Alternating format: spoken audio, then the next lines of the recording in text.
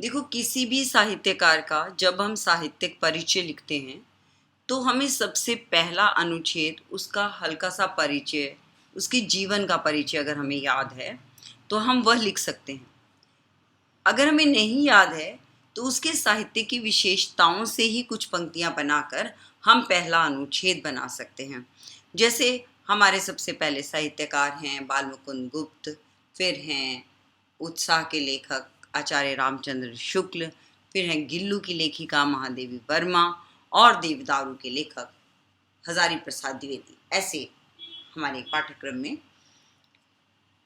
अलग अलग लेखक हैं। जब हमें उन अलग अलग लेखकों का एक लेखक परिचय तैयार करना है तो हम कैसे करेंगे?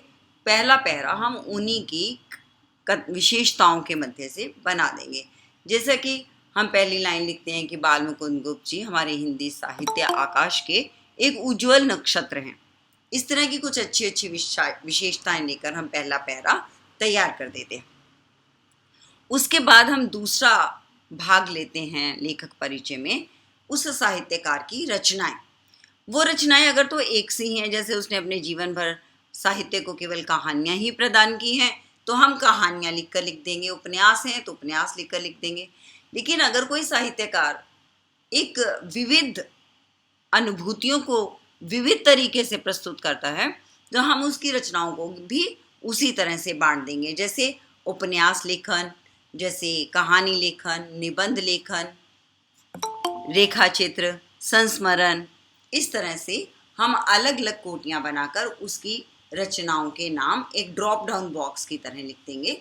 जैसा कि हमने ये कथागत विशेषताएं लिखी हुई हैं, एक पंक्ति में एक ही रचना का नाम देते चले जाएंगे। तो इसका मतलब हम जब रचनाओं के नाम दे देते हैं तो उसके बाद हम उन रचनाओं के आधार पर विशेषताएं लिखते हैं। तो विशेषताएं हमेशा दो तरह की होती हैं, एक कथागत अर्थात लेखक ने क्या लिखा, और दूसरी कलागत अर्थात लेखक कैसे लिखता है, उसका अंदाज़े बयां कैसा है। तो सबसे पहले एक आज जो हमारे पाठ्यक्रम में लेखक हैं उनकी जो सामान्य विशेषताएं हैं हम उनके ऊपर एक नज़र डालते हैं कि किस तरह उन्होंने उनके अंदर ये सब विशेषताएं, हम सिर्फ पॉइंट्स ये लेंगे, लेकिन उसके आधार पर हम हर लेखक के विषय की व्याख्या अलग करते चले जाएंगे। जैसे कि हम सबसे पहली साहित्य विशेषता लेखकों की उठा रहे हैं, देशभक्ति की भावना। जैसे देशभक्ति की भावना लिख सकते हो, राष्ट्रीय भावना लिख सकते हो, राष्ट्रीय चिंतन लिख सकते हो, जो भी तुम्हें शब्द पसंद आए वो लिख सकते हो। अब बाल मुकुंद गुप्त जी ने तो राष्ट्रीय भावना पर सीधा निबंध ही है जो तुम्हारे पाठ्यक्रम में है कि किस तरह वो अंग्रेजों को लिखते हैं, अपने देश की दयनीय स्थिति और उन लोगों के द्वारा किए गए अन्याय के विषय में लिखते हैं। तो वो बातें तो तुम निबंध से ही उठा के लिख सकते हो। उसके बाद हमारे आते हैं आचार्य रामचंद्र शुक्ल हैं।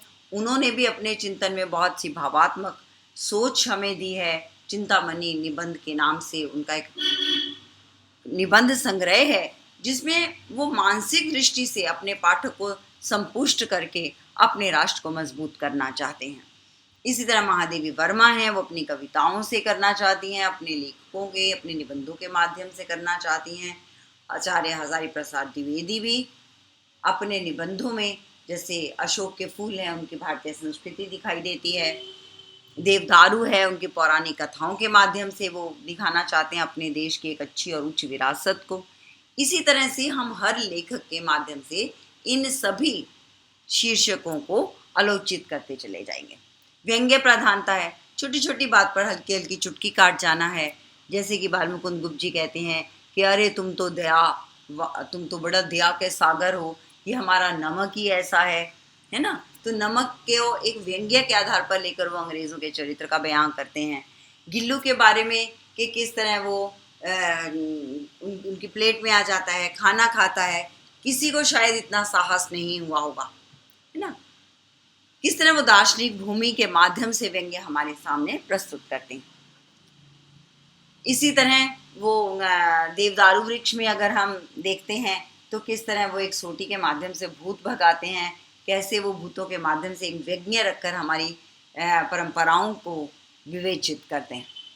सामाजिक दृष्टिकोण हर लेखक के उसमें होता है, क्योंकि समाज दो भूमिकाओं में चलता है, एक नर की और दूसरी नारी की। स्त्री और पुरुष के सामंजस्य का वर्णन हर लेखक करेगा। हर लेखक समाज के उतार चढ़ाव का, उसकी आर्थिक दृष्टि पर उसके छोटे और नीचेपन का भी वर्णन करेगा। गंभीर चिंतन होगा उसमें, अपने गहरी बातों को कहेगा, क्योंकि विचार तभी तक संपुष्ट होते हैं जब हम उसको गहरे से उठाते हैं। कलात्मक कथन है, अगर वो बिल्कुल गहरे से उठाकर उसे कलात्मक रूप नहीं देगा तो उसके अंदर एक पाठक का आकर्षण नहीं बन पाएगा। रेखा चित्र होता है कि जैसे किसी एक घटना के भीतर जहाँ पर पाठक मौजूद नहीं है, वहाँ की बात को कुछ इस तरह से रेखांकित करता है कि हमें वो एक चित्र की तरह सा दिखाई देता है। अपने निबंधों में लेखक गहन अनुभूतियों के माध्यम से अपनी बात कहता है। अगर उसकी विषय अनुरूपता नहीं होगी, अगर उसके निबंध के शीर्षक के साथ लेखक नहीं चलेगा तो पाठक उसके साथ बंध नहीं पाएगा। एक निबंधी ऐसी हैं जो हमें गवेषणात्मक सोच की तरफ बढ़ाते हैं, शोध की तरफ हमारे विचारों को संपुटित कर पाते हैं।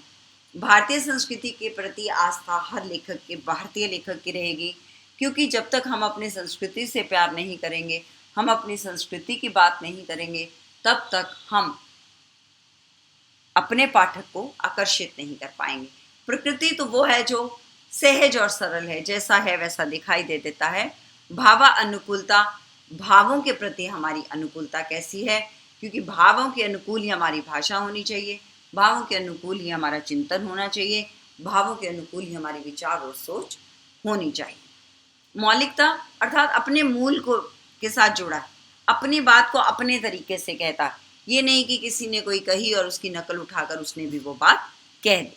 अपने बातों को बहुत ज़्यादा व्याख्यायित कोई लेखक करता चला जाता है तो ये उसकी इतिवृत्तात्मकता, उसकी ये एक कमी हो जाती है आज के युग में, क्योंकि हर कोई संक्षिप्त भावों को पढ़ना चाहता है। उनके भाव मनोरंजक हैं और एक आदर्श साहित्य को प्रस्तुत करते हैं। मानवीय संवेदनाओं से पूरित हैं, हम सभी को के भीतर मानवीय भावों का संचार करते हैं। ये हैं इनकी कथागत विशेषताएं। तो कथागत विशेषताओं का वर्णन करते हुए हम यही देखते हैं कि आखिर लेखक ने लिखा क्या है, क्या वो कहना चाहता है, क्या वो लिखता है और वो पाठक तक कैसे पहुंचता है। ये है उसकी कलागत विशेषताएं।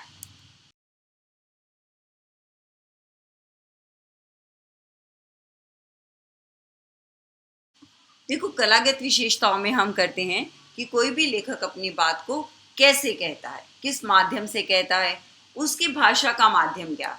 जैसे कि अब हम हिंदी साहित्य के ही लेखकों का विवेचन करेंगे तो हमारे सब साहित्यकारों की भाषा जैसे हिंदी होगी, उसमें तत्सम और तद्भव शब्दावली का प्रयोग होगा, उसमें शब्द शक्तियाँ भी होंगी। उसकी शैली कैसी है, क्या वो आक्रोशात्मक शैली में लिखता है, व्यास शैली में लिखता है। व्यास शैली होता है कि बात को खुलकर कहना, सूत्रात्मक शैली होती है एक सूत्र देकर उसकी व्याख्या करना, और सामासिक शैली होती है जहाँ वो बहुत बड़ी बात को छोटी सी बात में कह जाता है। शब्दों के माध्यम से चित्र बनाकर प्रस्तुत करता है।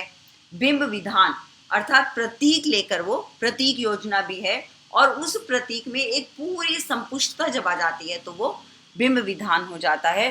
संप्रेषण क्षमता अर्थात वो अपनी बात जो कहता है क्या वो पाठक तक सहज भाव से कह पाता है या नहीं, पाठक उसकी बात को उसी तरीके से समझ पाता है या नहीं जो बात वो कहना चाहता है।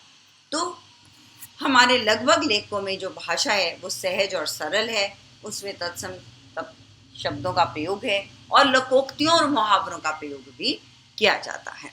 तो इस तरह एक लेखक अपनी बात को कैसे कहता है यह हम कलागत विशेषताओं के अंतर्गत व्याख्यायित करते हैं। और इसी के साथ फिर हम एक अंतिम अनुच्छेद बनाते हैं जिसमें हम अंततः एक संक्षेपण देते हैं कि ये लेखक इस युग का है, इस समय काल का है और इस तरह का साहित्य वह लिखता है।